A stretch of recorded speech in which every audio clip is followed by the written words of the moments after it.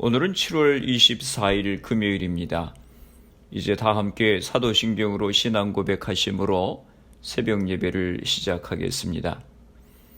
전능하사 천지를 만드신 하나님 아버지를 내가 믿사오며 그 외아들 우리 주 예수 그리스도를 믿사오니 이는 성령으로 잉태하사 동정녀 마리아에게 나시고 본디오 빌라도에게 고난을 받으사 십자가에 못 박혀 죽으시고 장사한 지 사흘 만에 죽은 자 가운데서 다시 살아나시며 하늘에 오르사 전능하신 하나님 우편에 앉아 계시다가 저리로서 산 자와 죽은 자를 심판하러 오시리라.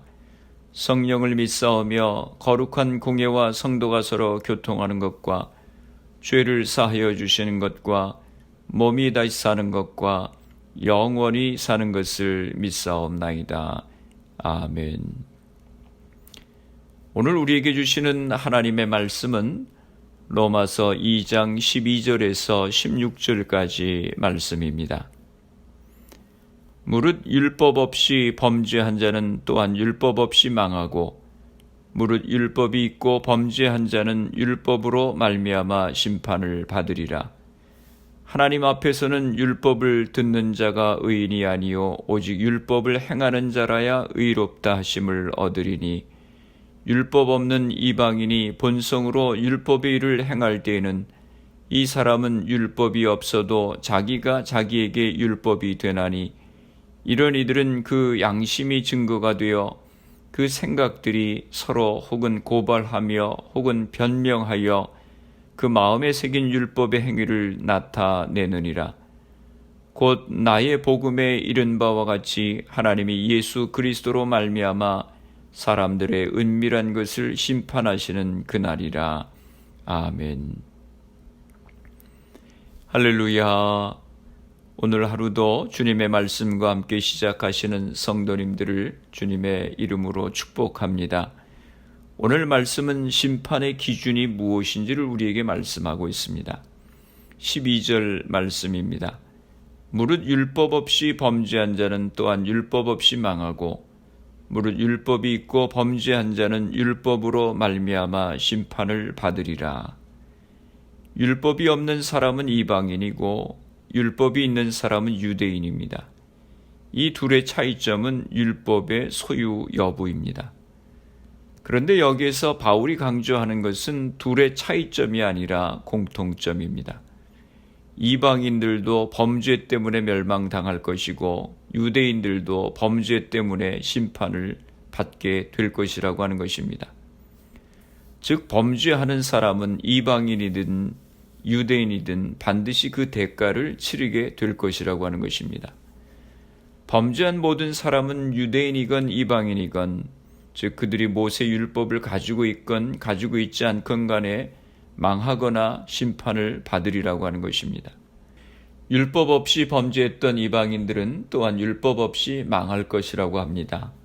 그들은 율법을 몰랐다는 것 때문이 아니라 그들의 죄 때문에 망할 것이라고 하는 것입니다. 율법이 있고 범죄했던 유대인들은 율법으로 말미암아 심판을 받을 것이라고 했습니다. 사람들은 율법을 알고서 죄를 지었든 모르고 지었든 그들이 죄를 지은 방식에 따라서 심판을 받을 것이라고 말씀합니다. 심판의 근거는 그들의 행위입니다. 심판의 규칙은 그들의 지식과 그들이 그 지식에 따라 살았는가 아닌가 하는 것입니다. 13절에 말씀합니다. 하나님 앞에서는 율법을 듣는 자가 의인이 아니요 오직 율법을 행하는 자라야 의롭다 하심을 얻으리니.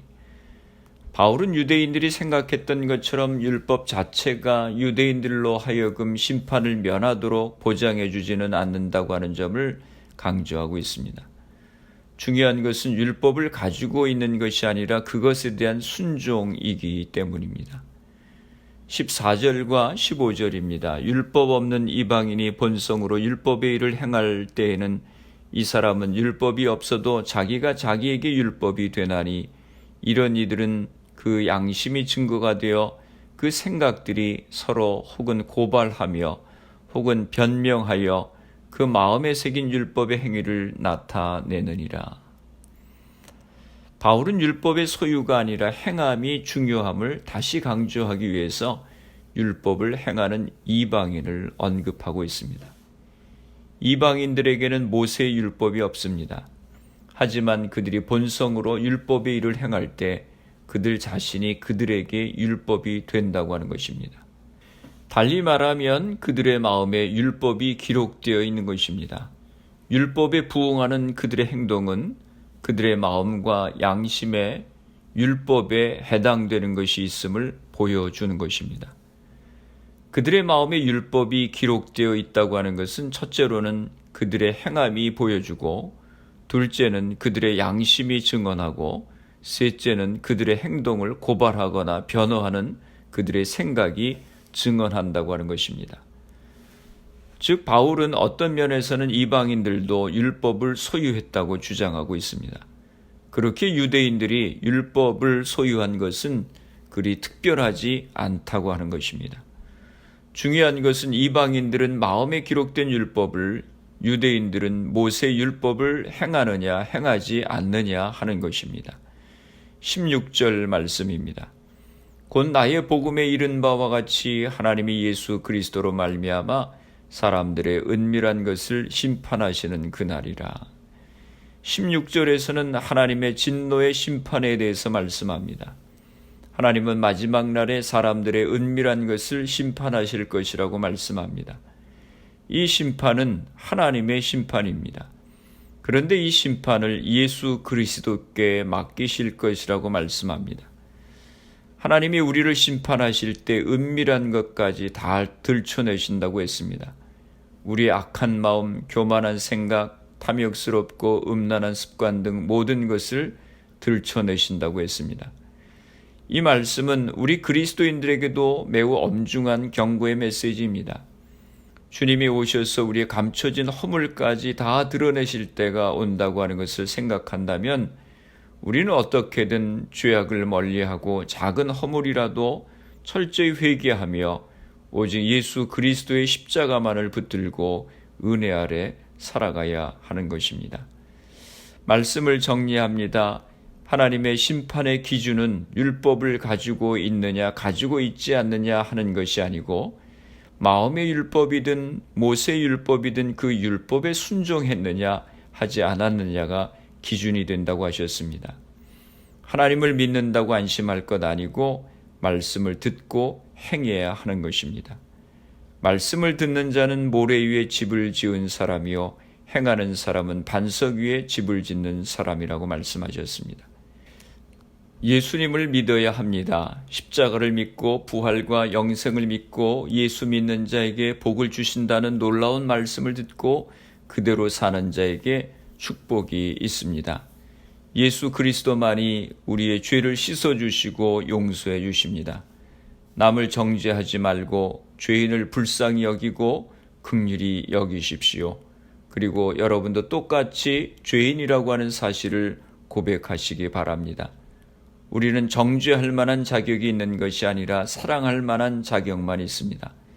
그 형제를 위해 기도하고 사랑하고 관용을 베풀고 용서할 자격밖에 없습니다. 오늘 하루도 하나님의 말씀대로 순종하며 살아가시는 복된 하루가 되시기를 주님의 이름으로 축원합니다. 기도하시겠습니다. 하나님 앞에서는 율법을 듣는 자가 의인이 아니요 오직 율법을 행하는 자라야 의롭다 하심을 얻으리라고 하는 말씀을 기억합니다. 하나님 아버지, 저희들이 말씀을 듣고 읽고 아는 것에서 그치지 않게 하시고 하나님의 말씀에 순종하며 살아가는 저희들이 되게 하여 주시옵소서. 하나님의 심판의 기준이 우리가 말씀을 지식적으로 아는 것이 아니라 행함과 순종에 있다고 하신 말씀을 우리의 마음속 깊이 간직하게 하여 주옵소서. 교회와 성도들을 위해서 기도합니다. 흩어져 있는 주의 백성들 가정들을 지켜주시고 질병으로 인하여 어려움 가운데 있는 이들을 치료하여 주옵소서. 성령의 충만함을 허락하여 주시어서 복음의 증인으로서의 사명을 감당하며 살아가게 하여 주옵소서. 코로나 바이러스의 문제가 하루속히 해결되어서 모두가 정상적인 생활을 할 수 있도록 은혜를 허락하여 주옵소서. 오늘 하루도 주님과 동행하는 복된 하루가 되게 하여 주옵소서. 예수님의 이름으로 기도드리옵나이다. 아멘. 주기도문 하심으로 새벽 기도회를 마치겠습니다. 하늘에 계신 우리 아버지여, 이름이 거룩히 여김을 받으시오며 나라가 임하시오며 뜻이 하늘에서 이루어진 것 같이 땅에서도 이루어지이다. 오늘 우리에게 일용할 양식을 주시옵고 우리가 우리에게 죄 지은 자를 사하여 준 것 같이 우리 죄를 사하여 주시옵고 우리를 시험에 들게 하지 마시옵고 다만 악에서 구하시옵소서. 나라와 권세와 영광이 아버지께 영원히 있사옵나이다. 아멘. 새벽 예배를 마쳤습니다. 오늘 하루도 주님 안에서 승리하시기 바랍니다. 새벽 예배 후 개인적으로 10분 이상씩 기도하시기 바랍니다.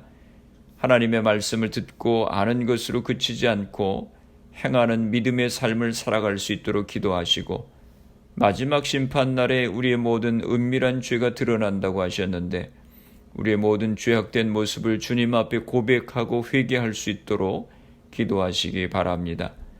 말씀과 성령의 충만함을 위해 기도하시고, 가정에서 부모님이 믿음의 제사장의 역할을 감당하고 가정 예배가 세워질 수 있도록 기도하시기 바랍니다. 교회를 위해서 기도해 주시기 바랍니다. 질병으로 고생하시는 성도님들의 회복을 위해 기도해 주시고, 미국과 대한민국 조국을 위해서 기도해 주시기 바랍니다. 그리고 코로나 바이러스를 위해서 애쓰는 의료진들, 봉사자들, 위정자들 위해서 기도해 주시고, 코로나 백신 개발을 위해서 기도해 주시기 바랍니다. 코로나 바이러스로 희생된 가정들, 환자들 위해서 기도해 주시기 바랍니다.